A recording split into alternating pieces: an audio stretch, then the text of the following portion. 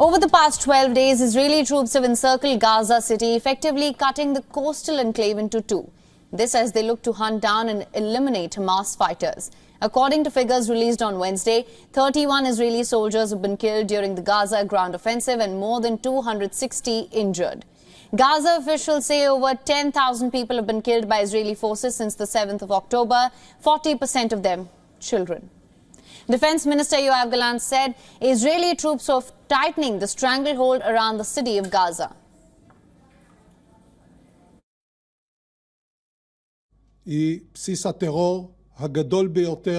Gaza is the biggest terror base ever built by mankind.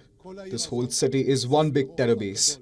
Underground, kilometers of tunnels that connect to hospitals and schools connect to each other. They include communication rooms, ammunition storages, places to sleep and all of it, in order to act as a basis of terror from which they can hurt the citizens of Israel and soldiers of the IDF. The Israeli army released videos of what it said was the location and destruction of tunnels in Gaza used by Hamas. Remember, Gaza's narrow web of streets, it's doubled underground by a dense tunnel network known to Israeli troops as the Gaza Metro.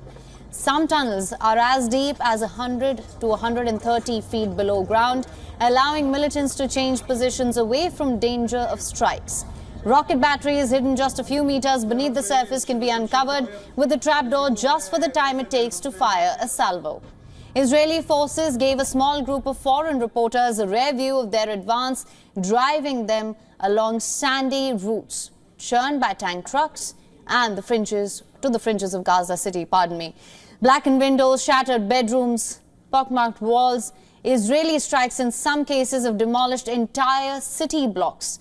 Hamas military's armed Al-Qassam brigades showed what they said was close fighting with the Israeli forces on the streets of Gaza. Hamas has accused the United Nations Agency for Palestinian Refugees of colluding with Israel in the forced displacement of residents of Gaza.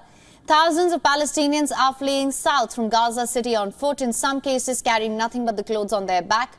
The Israeli army had told Palestinians in the north, where it's battling Hamas militants, to move south. Already more than 1.5 million people in Gaza have fled their homes in search of safety, and the exodus has grown as Israel's air and ground campaign intensifies. The UN Office for Coordination of Humanitarian Affairs stated about 15,000 people fled on Tuesday compared to 5,000 on Monday and 2,000 on Sunday. U.S. Secretary of State Antony Blinken has called on Israel not to reoccupy Gaza once its war with Hamas ends. Earlier this week, Netanyahu said Israel would take overall security responsibility for the territory following the war. The United States believes key elements should include no forcible displacement of Palestinians from Gaza. Not now, not after the war. No use of Gaza as a platform for terrorism or other violent attacks. No reoccupation of Gaza after the conflict ends. No attempt to blockade or besiege Gaza. No reduction in the territory of Gaza.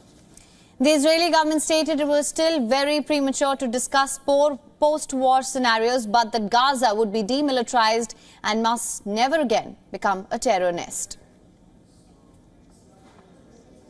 WION is now available in your country. Download the app now. Get all the news on the move.